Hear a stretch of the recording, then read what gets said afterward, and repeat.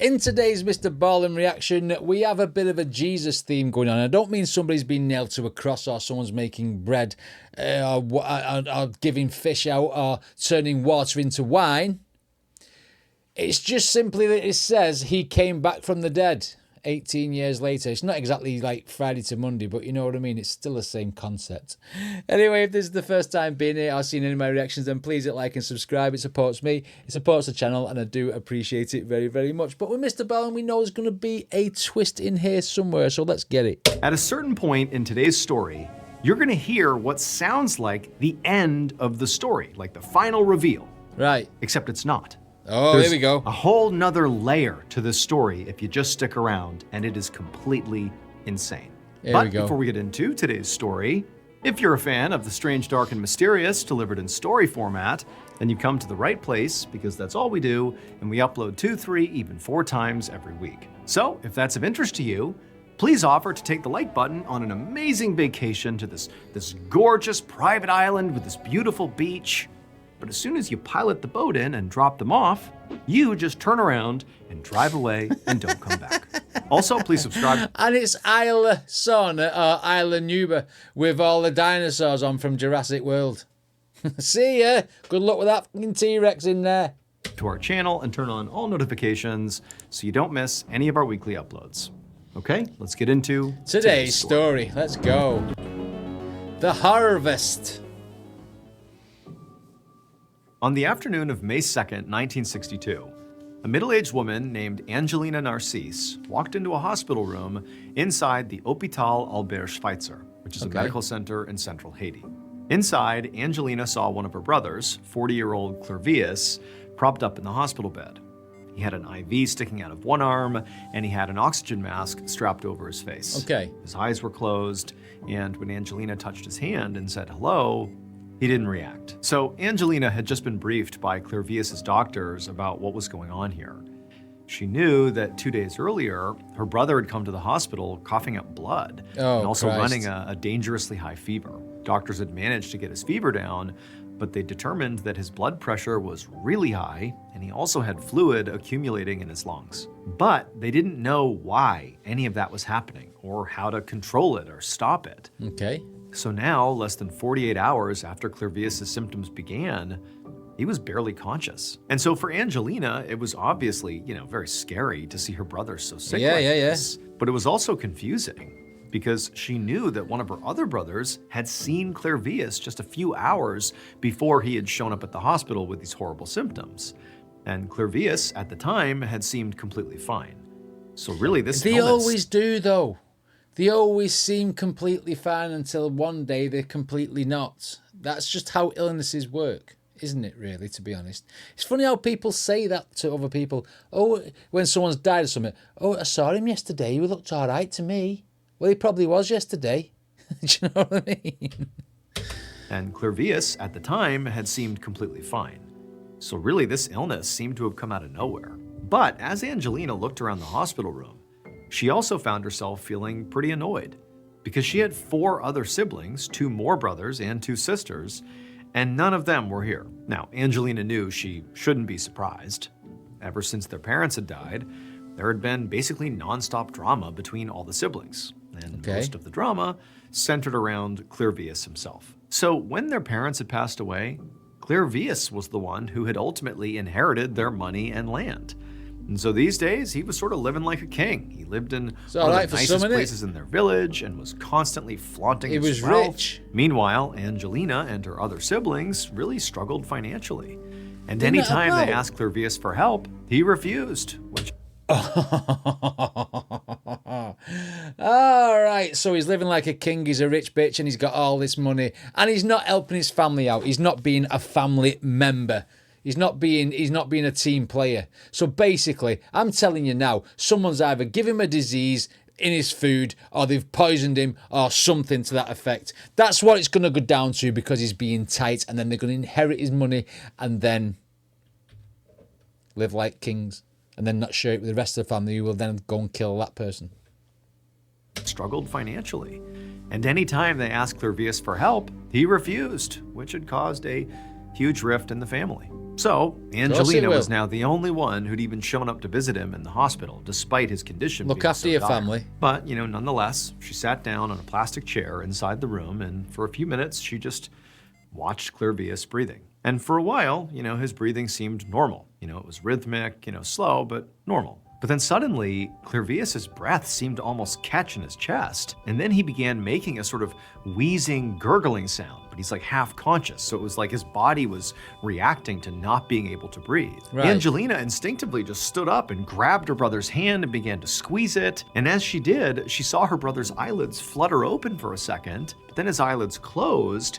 And she watched as underneath his eyelids, she could see his eyes kind of darting around all over the place. And then at the same time, this sort of wheezing sound that was coming out of her brother turned into a choking noise. And so Angelina at this point let go of her brother's hand, she ran into the hallway and she found a doctor. But unfortunately, by the time she explained what was going on and she and this doctor returned to the hospital room, they found Clervius no longer making any noise. He was totally still. And so the doctor rushed over to him and he checked for a pulse, but he couldn't find one. Dead. And he turned to Angelina and he said, "I'm sorry, but your brother is dead." The following morning, May 3rd. I mean, what are you going to do with that money now? Clelitis, whatever his name was. What are you going to do with that money now? Do you know what I mean? Should have helped his family and they wouldn't have poisoned him. I'm just speculating that's what's happened. Because people get jealous. And he said, "I'm sorry, but your brother is dead." The following morning, May 3rd, Angelina arrived at the small cemetery near their village for her brother's funeral. And she was glad to see that at least this time her 4 remaining siblings had decided to show up. But at the same time, Angelina, she was in shock. She couldn't believe what had happened. The doctors had told her that ultimately Clervius had died from something called malignant hypertension, which is basically high blood pressure that's so high it causes organ damage. Yeah. And also it causes pulmonary edema, which is fluid in the lungs that can ultimately make it impossible to breathe, which very likely was what that sound was her brother was making before he died, that choking sound. But the doctors told Angelina that despite knowing sort of what actually happened to Clervius, they didn't know why it happened. It was totally unclear how he got these symptoms in the first place. And unfortunately for Angelina and their family, someone's it poisoned him for the seemed money. pretty unlikely that they would ever figure it out. It would just be this mystery. Now, it is 1962 after all, isn't it? Do you know what I mean? If it's 1962, medicine's not what it is today. Pretty unlikely that they would ever figure it out. It would just be this mystery. Now, as Angelina walked up to Clervius's gravesite, she looked down and she saw her brother lying dead inside of his open casket. She reached out and touched his hand one last time, and it was so cold that Angelina pulled it away right away, and then she began to cry. The ceremony was kind of a blur for Angelina. The whole thing just felt surreal. But eventually it wrapped up, and Angelina and her other siblings were walking up to the casket to say their final goodbyes to their brother. And then after they did, they stepped back and they watched as cemetery employees closed Clervius's casket and lowered it into the ground. However, after Angelina and her family had all returned to their homes and were, beginning to grieve the loss of their brother, something else began to happen at that cemetery. That same night, a little after midnight, 2 men sort of conspicuously entered the small cemetery carrying shovels. As they walked, they kind of kept looking around to make sure Umbrella is involved somehow. Resident Evil reference, yes, mate. Cemetery carrying shovels. As they walked, they kind of kept looking around to make sure nobody was watching them, and they went up to Clervius's very fresh grave. And with their shovels, they dug and dug until finally they revealed his casket, and they pulled his casket out of the ground. They pried the nails off the top. They're looking for money. Flipped it open, and there was Clervius's body. And they pulled his body out and they laid it on the ground next to the hole in the ground. Wow. Then, as fast as they could, they closed the casket back up, now with Clervius's body again outside of it on the ground nearby.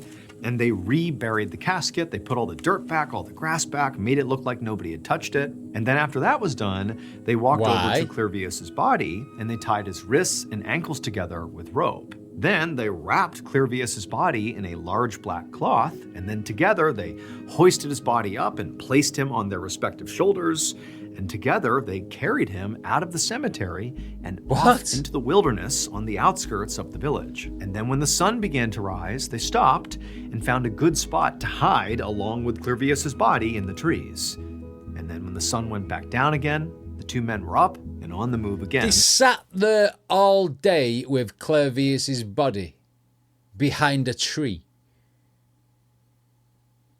Why? Why? Necrophiliacs, you never know, do you? With the body. These men did this for days until finally they reached a massive fenced-in plot of land in northern Haiti. When they got there, it was just starting to get light outside. And so with the light, they could see dozens and dozens of these people moving through this vast field in front of them. And all these people were moving in a sort of jerky, unnatural way. And all of them were holding machetes. But these two men who had lugged Clervius's body here were not afraid.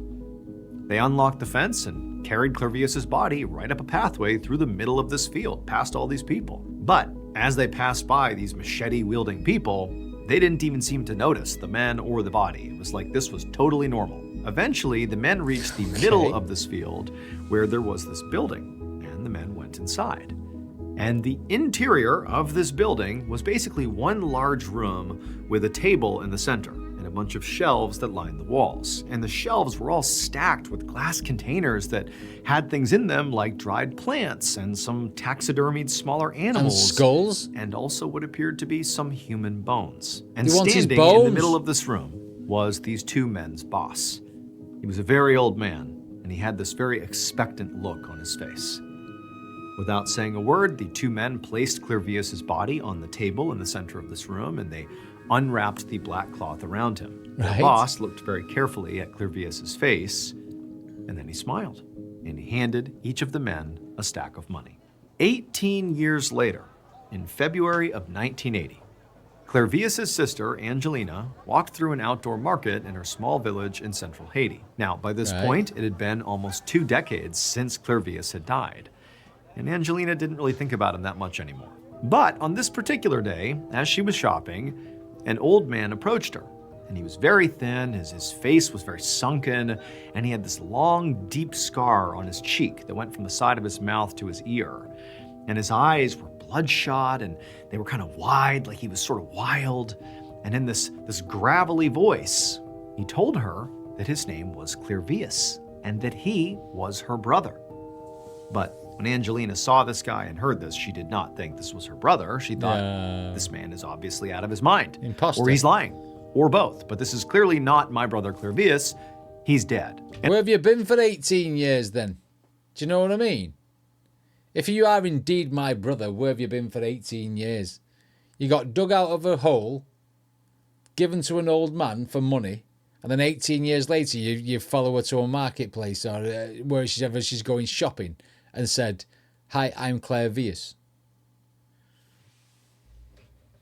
And on top of that, like in addition to all the discrepancies that she's immediately clocking, this man did not remotely look like her brother did. He looked completely imposter. different. In particular, there was this big scar on his face that she certainly didn't remember on Clervius's face. So Angelina told this man that, no, you are not my brother and you need to leave me alone. But the man, when he heard this, he sort of freaked out and he grabbed Angelina's shoulders and started violently shaking her, insisting that no, he really was Clervius. Okay. Angelina screamed, and the next thing she knew, she was surrounded by a crowd of very confused but worried onlookers. And then a police officer walked over and grabbed the man and dragged him away. Later that same day, a police officer sat in an interview room at the police station across from this older man who kept insisting he was Clervius. And the story that this man told the officer about how he could be a man who had died 18 years earlier Right. really was absolutely insane. Because this man claimed that 18 years earlier, when he died, he remembered that moment because he heard the doctor literally pronounce him dead, and he heard his siblings start to cry. And then he remembered the cold when the hospital staff moved him to the refrigerated morgue. And then he remembered the sound of them nailing his coffin shut, and he remembered what it felt like when one of those nails punctured through and cut his cheek. That's how he got that big scar on his face. It was a nail in his coffin going through his face. So he weren't dead? Basically, he wasn't dead. He was totally mentally conscious of everything happening to him. He just physically couldn't move or react in any way, and he didn't know why. Is it like a paralysis or a locked-in syndrome or something, like a temporary one that's something we've never heard of before? I bet there's a medical reason for this. He just physically couldn't move or react in any way, and he didn't know why. But everybody thought he was dead, and he wasn't. And then he said later that same night, as he's literally in a coffin underground, basically waiting to suffocate to death, he became aware of two men suddenly unearthing him and removing him from his coffin, and then they tied him up, wrapped him in cloth, and then carried him into the wilderness for days.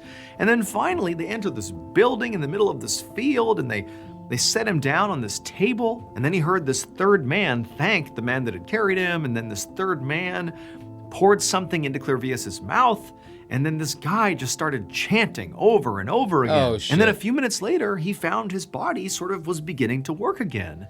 He could open. Oh, so like witchcraft, voodoo man, guy with a bone through his nose or something. You know what I mean? Hey, look on the bright side. At least the guy hasn't died. Normally in Mr. Bone videos, the person's died. Well, technically he did die, but he didn't. I mean, what could cause you to be like that? Can you imagine if they'd have embalmed? Was embalming a thing in 1962? I don't think it is. Was it? I don't know. What's the best practices of an undertaker? I've not a fucking clue. And then a few minutes later, he found his body sort of was beginning to work again. He could open his eyes, he could sort of move his limbs, but things just felt different. Like suddenly his vision was very strange and hazy, and his body movements were jerky and uncoordinated. It was just like the people in the field with a machete. His mind was moving slower than it really was supposed to, like it was just dumbed down or something. And it was at that point that Clervius said he realized what was actually going on here. Clervius said this old man that had poured whatever in his mouth and was now chanting, he was a Bokor, which is a voodoo priest in Haiti. And Clervius said the Bokor had used a potion to turn Clervius into a zombie. Clervius told the police officer that he'd been absolutely terrified and he wanted to fight back, but his body felt like jello and he could barely form a coherent thought, so there was no way he could actually do anything. He said the Bokor, shortly after this, untied him, made him stand up, and then marched him outside of this building. And he said everything looked so blurry outside, but he could tell, despite his vision, that he was in the middle of a huge sugarcane field. And he saw at least a dozen other people moving in the same sort of awkward, jerky way that he knew he All them people in the field from before with the machetes who were going harvesting sugar with them machetes. That is going to make him do that now. He's become a drone. At least a dozen other people moving in the same sort of awkward, jerky way that he knew he was, harvesting the sugarcane with machetes. The Bokor at this point handed Clervius a machete and told him to get out there and join them and get to work. Now, something deep in Clervius's mind told him to use the machete to attack the Bokor so he could escape, but he said he didn't. Instead, he just walked out into the field and did start working. And he kept working day in and day out in this bizarre zombie-like state for 2 full years. Then one day, another one of these zombies finally did attack and kill the Bokor. And suddenly all the zombies were free. But the man saying he was Clervius did not go straight home. He couldn't, because he knew this Bokor had not randomly targeted him. He had been hired, the Bokor had been hired to turn Clervius into a zombie. And in the mind of this man who claimed to be Clervius, there was only one person who would have hired this Bokor to do that. And that person was still alive back home in his village. And so if he returned, one of his family would very likely just kill him. So this man told the police officer that he had gone on to spend 16 years just wandering around northern Haiti, working random odd jobs, just kind of barely surviving. But he said he did keep up with news from his village. And when he saw that the person who he believed had ultimately hired the Bokor to do this to him, when he saw that person had died, he said he felt safe enough to finally go back home. Now, after hearing the story, the police officer did not immediately think, boy, this is legitimate, this must have happened. Yeah. Instead, he thought this sounded completely insane. But just in case, he went to Clervius' siblings and he asked them to give him a list of questions that only the real Clervius could answer. That's like a good, yeah. super specific information from their childhood. It's like Timu lie detector test, isn't it? You know what I mean? What's this? What's that? What's that? What is it? You know, what happened when you was 10? Things like that. And when the officer came back... Where's your money? Where's your fucking money? with this list and began asking this man the questions, the man claiming to be Clervius answered all of them correctly. This really was No Clervius. way. The news of Clervius's return from the dead quickly spread all across the globe. But for the most part, when people outside of Haiti read or heard about it, they assumed the story was just folklore or some kind of hoax. But in 1982, so 20 years after Clervius supposedly died, and 2 years after he supposedly came back to life, a Harvard University researcher named Wade Davis actually traveled to Haiti to investigate the story. And what he found was that Clervius was definitely telling the truth. Here's what many scientists and Clervius's family believe really happened to him on the morning of April 30th, 1962, when he first got really sick. April the 30th, how crazy is it? I'm reacting to this on the 30th of April. Happened to him on the morning of April 30th, 1962, when he first got really sick. So that morning, he did wake up feeling perfectly fine. He was completely healthy, just like his sister Angelina had thought. But according to Clervius himself, that same afternoon, one of his brothers came over and said he just wanted to put the whole family drama, about the inheritance behind them, and then he gave Clervius a hug. But what Clervius did not know at the time was that during this hug, his brother intentionally rubbed a fine powder onto his skin. Told you. Now, this powder did make Clervius incredibly sick. Told you. But Poisoned. it was not designed to kill him. Instead, it completely paralyzed him. He couldn't move his arms, his legs, his eyes, nothing, and it lowered his heart rate so low that doctors thought Clervius was dead. There you go. Which is exactly what Clervius's brother... But what was his motive? Wants his money, doesn't he? It's a money thing. And the Beaucourt he conspired with had planned for. They knew he would be determined to be dead. He would be buried really quickly. And then right after he was buried, the Beaucourt sent those two men to dig Clervius up while he was still paralyzed. They carried him off to that sugarcane plantation where he became a slave. Basically, he was given drugs. Can you imagine being locked into your own body, knowing that they're putting you in a coffin and then throwing you down into the ground? And you can't do anything about it. Can you imagine how you'd be feeling like, what am I going to do? You could think it, but do nothing. That would be crazy madness, that. To that sugarcane plantation where he became a slave. Basically, he was given drugs every day and forced to work nonstop. And for the brother, Clervius's brother, the reason he did this is to punish Clervius for being so selfish with the money he inherited from their parents. This was the plan, to turn him into that zombie slave. It would turn out the active ingredient in the paralyzing powder that the brother rubbed on Clervius was tetrodotoxin, which is a poison found in pufferfish.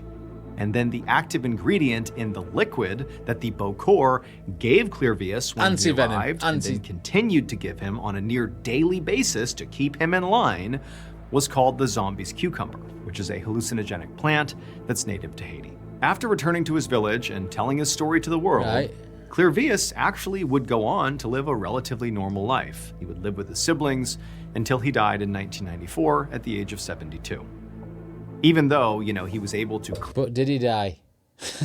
You know what I mean? Did he really die? That's madness, that. Died in 1994 at the age of 72. Even though, he was able to clearly articulate who did this to him, his brother and the Beaucourt, both of them were dead by the time he returned and told his story, so nobody was ever held to account for any of this. Jesus Christ. That is a mad story.